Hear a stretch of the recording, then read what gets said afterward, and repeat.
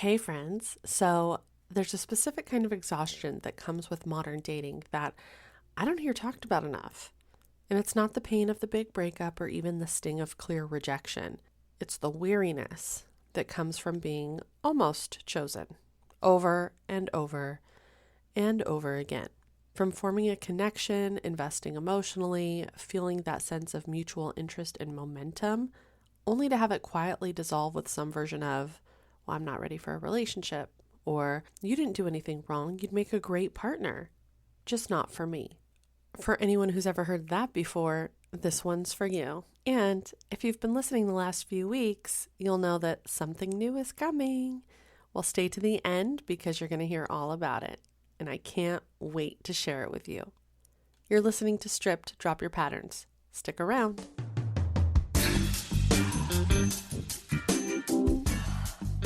Throw out the rules, forget the cliches. This isn't about the perfect profile or the perfect date. It's about real connection. It's time to strip away the masks, shed the stories, and drop those old patterns that no longer serve you. Tired of dating advice that doesn't fit? So are we. Welcome to Stripped, Drop Your Patterns, where conscious dating isn't about following a script. It's about embracing your whole self and attracting the kind of love that sets your soul on fire. I'm Rachel J., the connection coach and your host. Let's get real.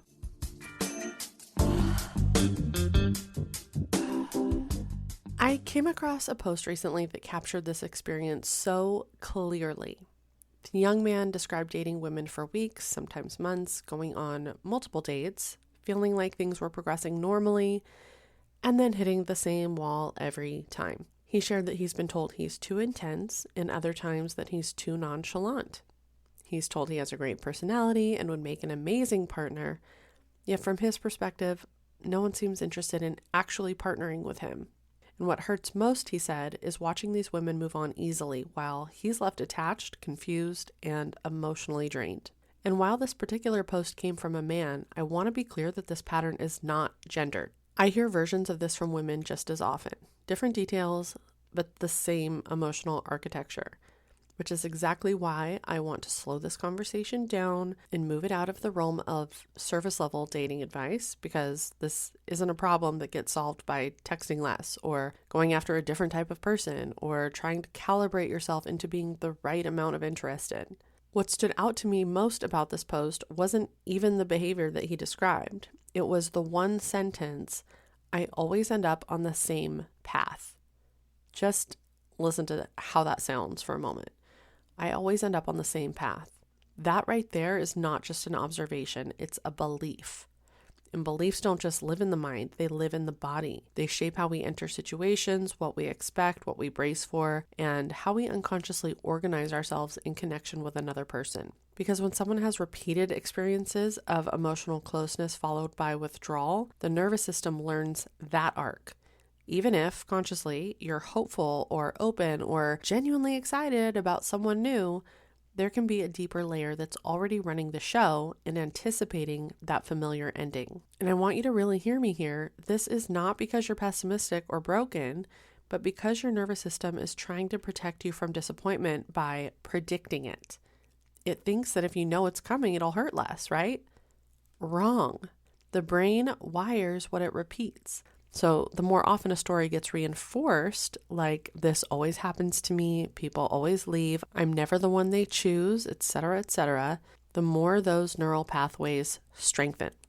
And eventually the belief doesn't feel like a story anymore, it feels like reality. And so honestly, this is where people often misunderstand concepts like neuroplasticity or law of attraction. It's not mystical and it's not about just your basic positive thinking. It's about the fact that your repeated beliefs become expectations that then subtly shape your behavior, your energy, your reactions, all orienting you to the same unwanted outcomes. So if on some level you're already orienting toward the moment when the other person pulls away, then that's an expectation. Your system may then attach more quickly and analyze situations more closely and react more strongly to ambiguity, all of which can quietly recreate the very dynamic that you're trying to avoid. All right, you ready for story time? I want to share something personal here because, I didn't come to this understanding until I lived it. And I've spoken about my own patterns on Stripped in previous episodes, but I think it's important to lead by example and share my own transformation so you can fully understand how insidious these patterns are and thus strip your own patterns faster. So for much of my 20s and early 30s, I carried a belief that men couldn't be faithful. My first real heartbreak ended because my then boyfriend found his next girlfriend while he was still dating me, and he broke up with me by just slowly fading away until I confronted him. And then he gave me some BS reason for not wanting to be with me. Well, this was college, so we worked at the same place and had mutual friends, and it didn't take long for me to find out what really happened behind my back. So having been burned by this formative experience, feeling grief and anger about how it ended, I unconsciously built a protection shield so that I wouldn't ever have to experience this pain again. I just told myself that men can't be trusted. And from the outside, this may not seem like that big of a deal or that harmful. It's just a flippant comment that we make in the heat of the moment.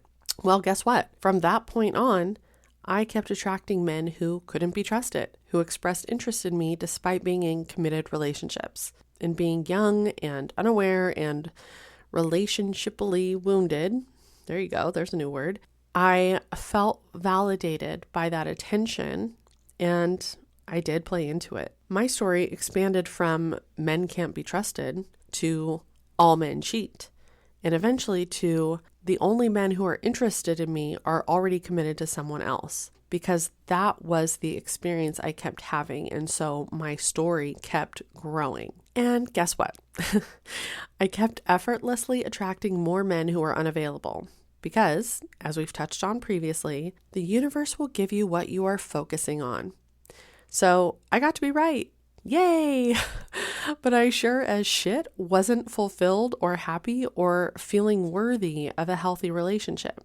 And on the rare occasions that a potential partner who would have actually been good for me came on the scene, well, naturally I had to reject him because that was evidence contrary to my belief system that I had painstakingly fortified. And nobody likes to be told that their belief system is wrong, am I right? So in these rare instances that I could have done the uncomfortable thing and trusted that this or that man was good for me, not toxic, not a cheater, not emotionally unavailable, that thought felt so foreign to me and my nervous system that I unknowingly sabotaged it. I found something so ridiculously to be turned off by that I ended it before really giving it a chance. You remember my story about the Coke vendor? That's Coca-Cola, by the way, just to clarify. From episode 1, I shared this. Who knows where I would be today if I had been delighted to meet his grandma on the first date rather than classify it as ick and run in the opposite direction. Well, I guess I wouldn't have all this golden life experience to share with you, that's for sure. So we'll just say everything ended up as it was meant to and move along. But it wasn't until I did the deeper work of uncovering where that belief came from, and more importantly, what it was protecting me from, that my pattern actually began to shift. So that why mattered far more than any dating strategy ever could. I came to realize that by self-soothing in the wake of my first heartbreak, by simply saying men can't be trusted, putting the blame on him, and at the time allowing me to feel better about myself because, well, if it's the other person or other gender's problem, then I don't have to examine the role I played, right? But by doing that, I was actually planting the seeds for a story that would become my belief, that would become my pattern, that would attract more experiences to validate my belief. And as a result, my nervous system expected unavailable men to express interest in me. And unsurprisingly, I repeatedly found myself drawn to men who were romantically unavailable, emotionally unavailable, inconsistent, or incapable of real commitment.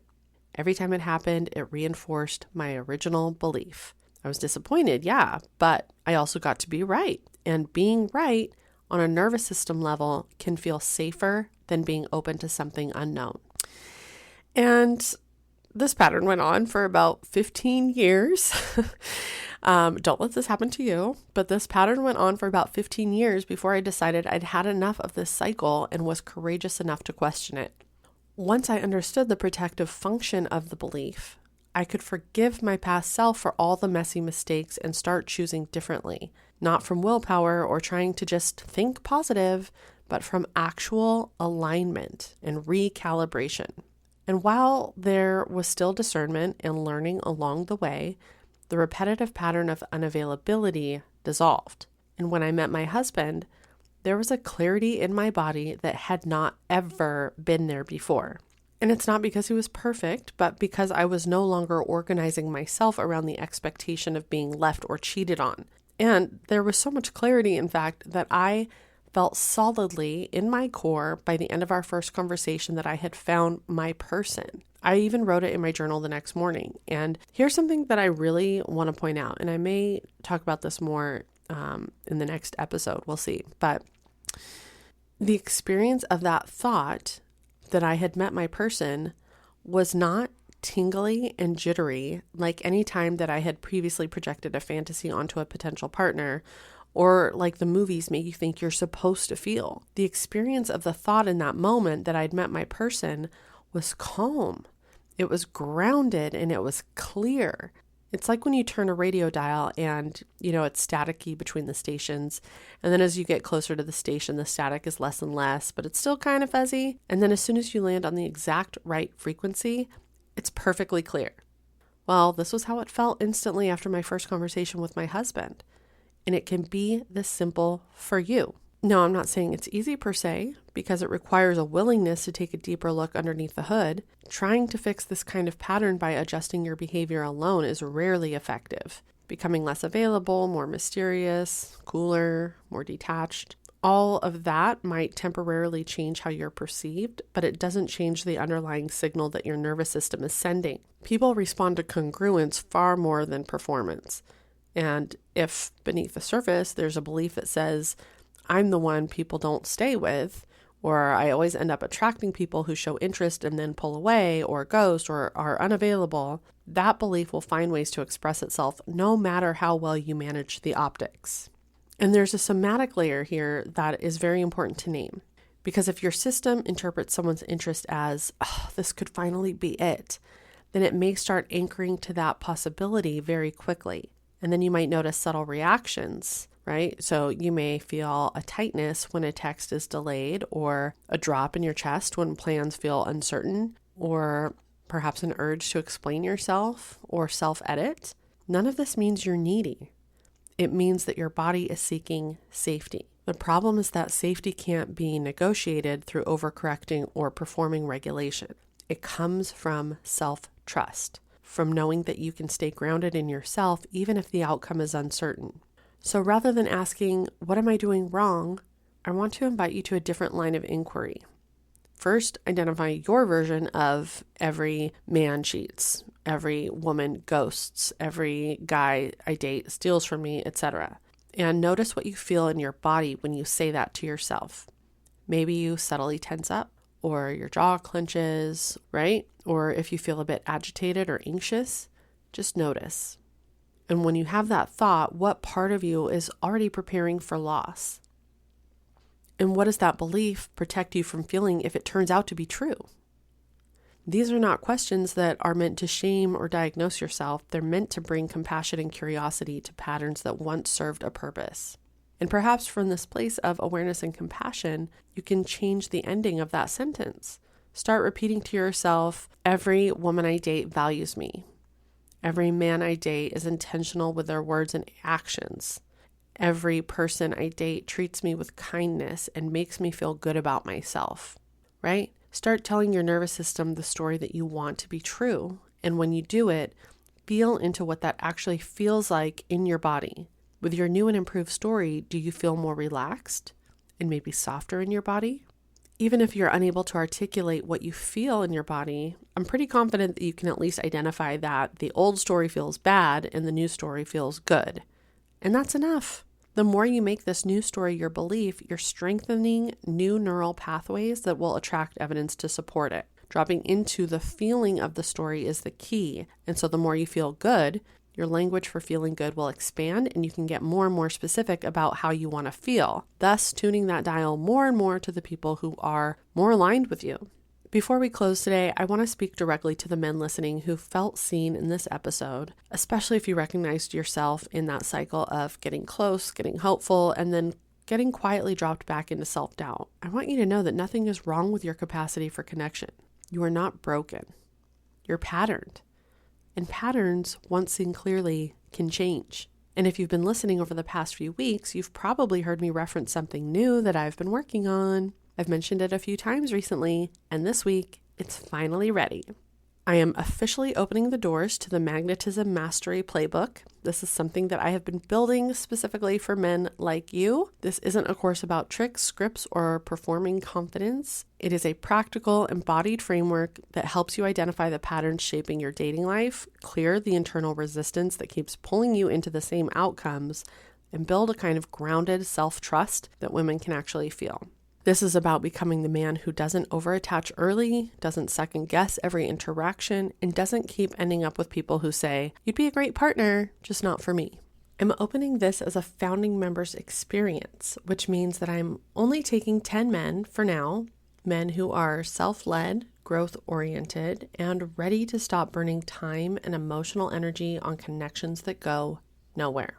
And this is a little bit different than my private coaching. It offers a level of privacy that a lot of men prefer. You get to do this work without being under a microscope, without having to explain your entire dating life to someone one-on-one, and without the intensity or visibility that private coaching can sometimes bring. As a founding member, you'll get first access to the full Magnetism Mastery system, personal support from me throughout the process, and founding member pricing at 50% off, all in a contained, grounded structure that lets you integrate at your own pace. And because you're listening to this episode on the day that the doors open, now is the moment. If you want in, head to LinkedIn and DM me the word magnet. I will personally send you the details and we'll see if this is the right fit. And if this episode made you think of someone, a friend, a colleague, maybe a brother, or just a guy you know who keeps saying dating just isn't working for me, feel free to pass this along.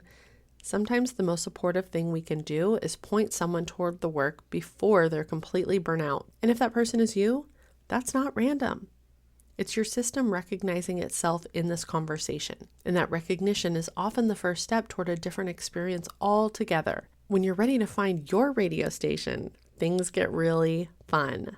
If you're ready to stop repeating that same story and start writing a different one, I would love to work with you. I'll see you inside, or I'll see you next time on Stripped. Drop your patterns.